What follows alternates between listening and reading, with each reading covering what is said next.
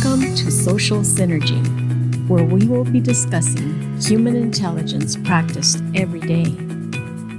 We hope to be engaging and provide insights on how to be curious about people, to collaborate better in networks and teams. I am Sally, the host of Social Synergy, and with me I have my guest.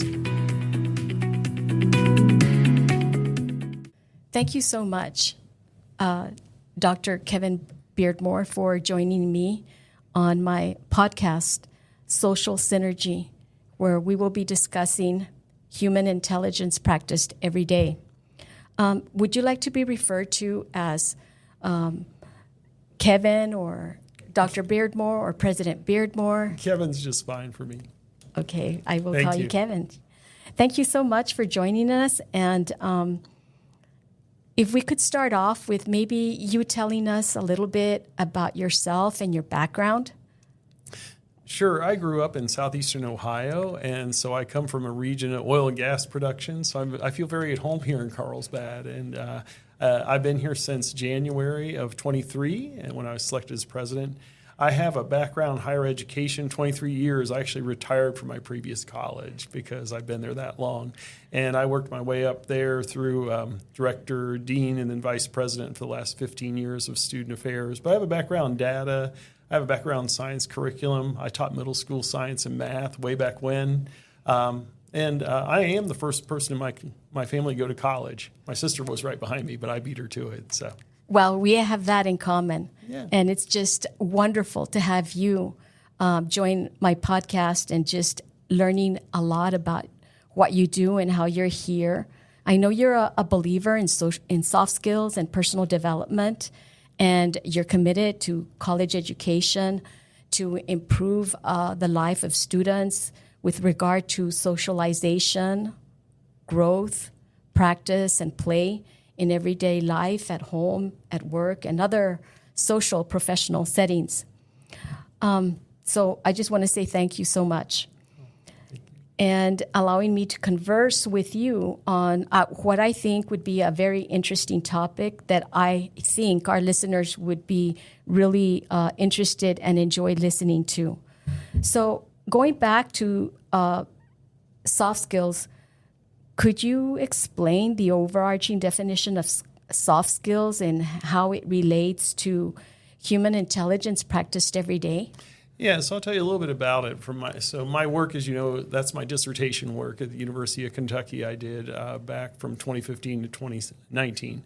And one of the reasons I went after it is that I was very interested in the change that, as you mentioned, that college can have in someone's life. Mm-hmm. As the first person in my family to go to college, I had some cousins who went. My grandmother worked at a college, but she, didn't attend. And so everyone was hoping I would go all the way along. And so I went. And I still remember, I wasn't the best student in high school. And my mother said, well, I hope you're going to apply yourself in college. And I said, well, yeah, it's college. I'll be sure I do.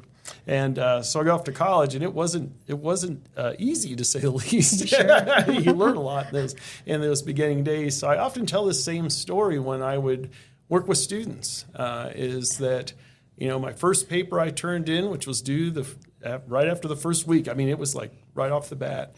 And I got a C-. And I'm like, okay, well, then I'm going to a camping trip with some people I'd met and did this. And so I turned in my second paper, and I got a no pass. Oh, no. That's an F. Yeah. My friends always called my college a granola college. It was a small liberal arts school.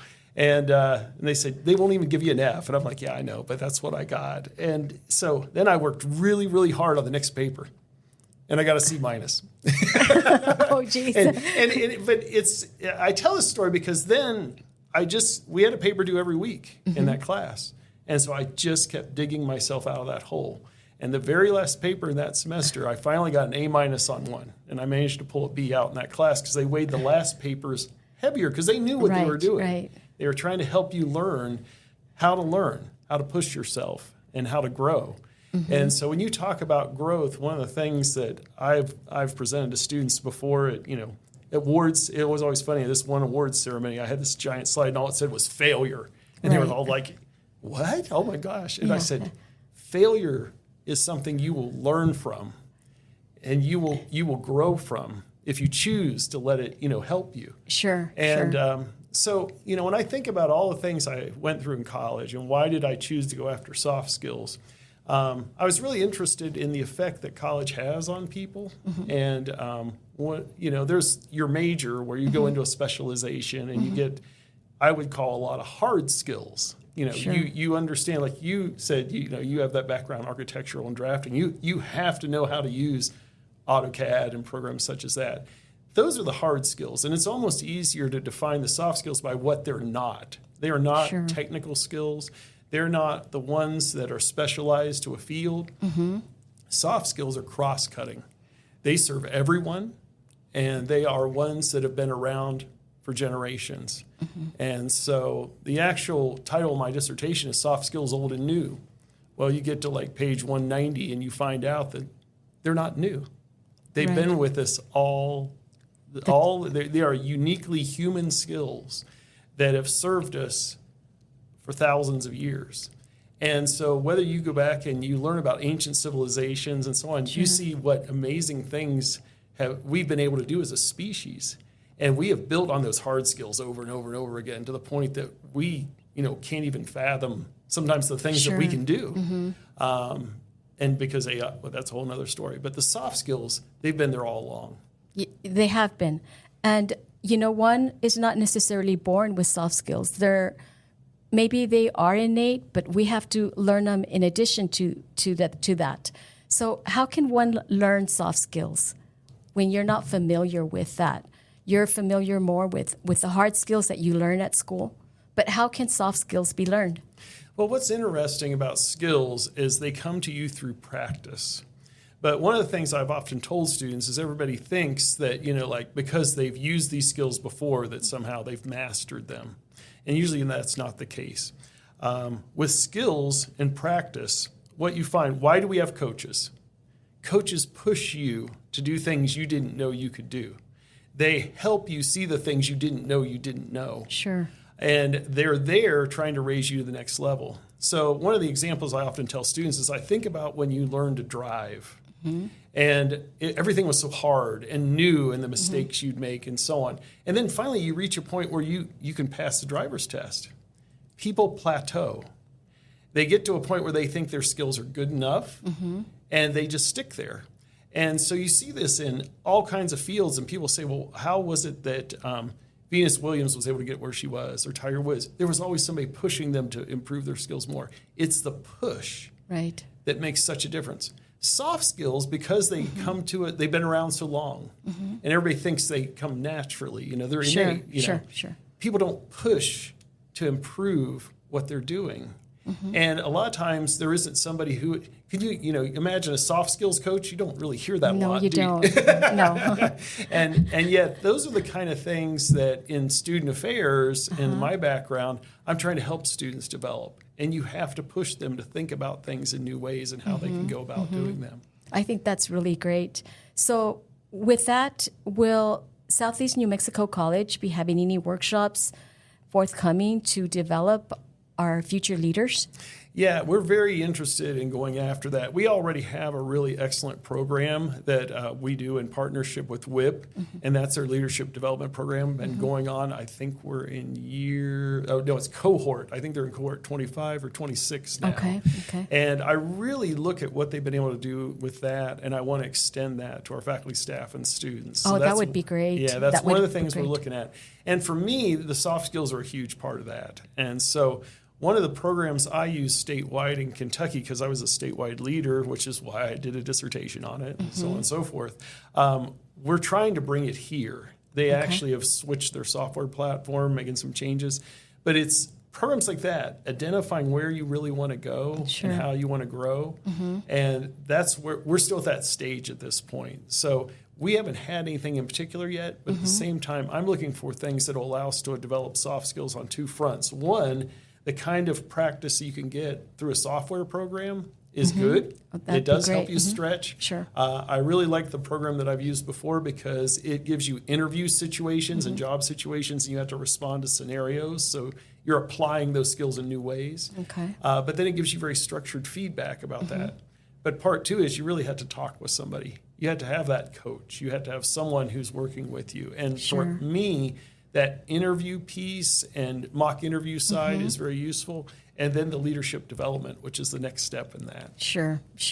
In addition to other courses that Southeast New Mexico College is offering, there's also technology such as plumbing, electrical, mining, welding.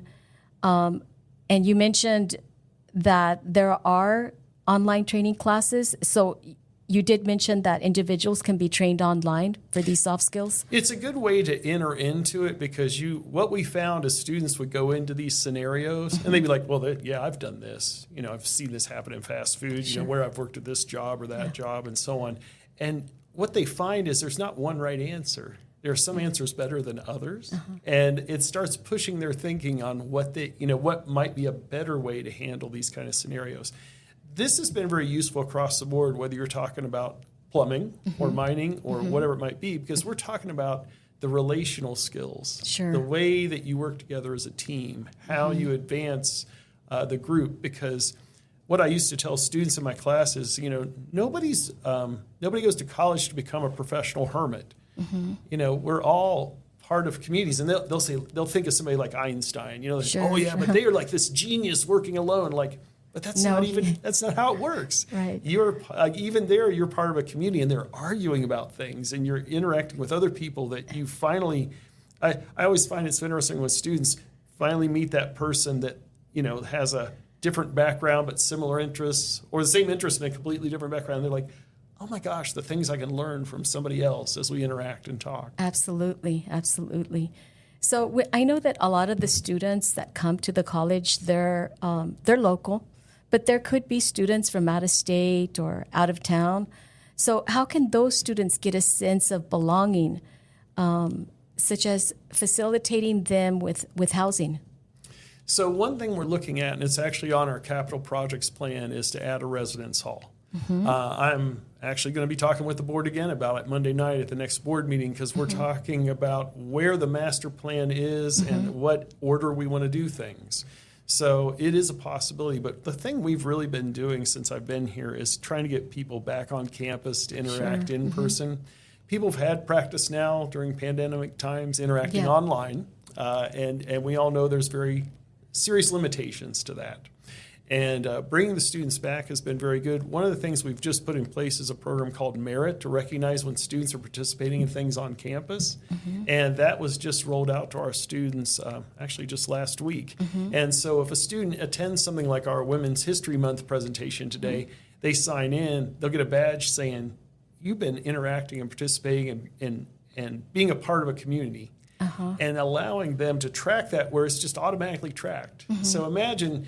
we have, as college graduates, we have college transcripts. So we may forget parts, but we can go back and see when we took classes and, how we did and so on. This program says, hey, remember you actually went to that Women's History Month presentation in March of 2024. And to which the student's like, oh, yeah. I need to tell employers about all these cool things I did on campus that helped me understand a lot of different perspectives and to be able to work with a lot of different people. And that's great. And I noticed that last weekend you guys had the STEM program sponsored by the SEMCO. And in addition to having the students from the local community, and they also it was also open to students from Roswell. And I noticed that the Emmy, the Air Force Base students participated. And that was really great to see pictures of those students being part of what's offered here in the community. Yeah, it was really nice to see the New Mexico Military Institute students. They came in uniform and they prevailed. If you've been on their campus, there's one thing you can see as you're on campus, but you can't see it necessarily as you're approaching campus, is as they walk off campus, it says, return with honor. And I'm like, oh, yeah. And I thought, those guys returned with honor after the Science Bowl last week. That's great. But they did a great job. It is another good example of pushing the limits because I don't know if you had a chance to sit in on any of those sessions, but the questions were hard. Oh, wow. Yeah, I mean, students would go through, and I mean, both teams would answer, and nobody would get it. But they had a lot of fun, I'm sure. They did. It was really neat. I mean, it started early in the day, and it ran all the way until about 2-3 o'clock in the afternoon. So That's great. It was So great. hopefully they can have a repeat next year. Yeah, they're really hoping to grow it out next That's year great. as well. That's great. Well, I am just really delighted that I was able to have a conversation with you, Kevin, on my podcast, Social Synergy, and learning more about personal development to strengthen our workforce. And thank you so much for joining me and giving me this opportunity to interview you. And I am sure that our audiences are going to be delighted in hearing this. Well, I look forward to podcast. it. Yeah, I look forward to it. And if they ever want to stop by and learn more, we're talking about new SENMC attributes and building on our soft skills here. So happy to talk with them. Thank you. Thank you. As we move more and more into a world of AI, it's important to stay grounded on the human side of a robotic, ambiguous world as technology advances in our everyday lives.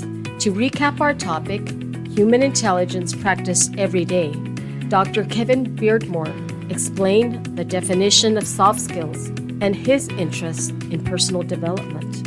Our audience should be on the lookout for any postings and upcoming leadership classes that will teach them more about how to make better connections and social interactions as people interact dynamically in various social professional settings.